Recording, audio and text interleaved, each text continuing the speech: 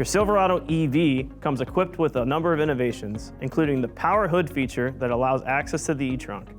There are 3 ways to open and close your eTrunk. First, make sure the path is clear of obstructions and your Silverado EV is in park. The first way to open up your eTrunk is by pressing the key fob button twice.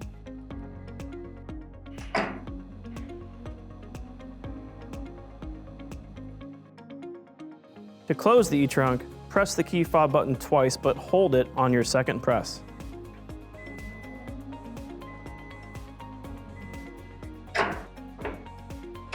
The second way to open up your eTrunk is to press the button located in the lower grille.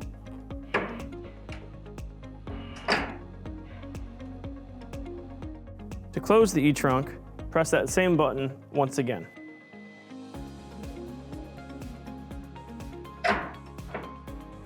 The third way to open up your eTrunk is by pressing the button on the inside of the vehicle.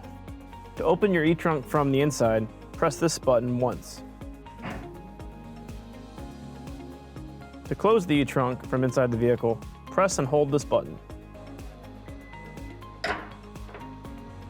And that is how you access the lockable, weatherproof storage on your Silverado EV.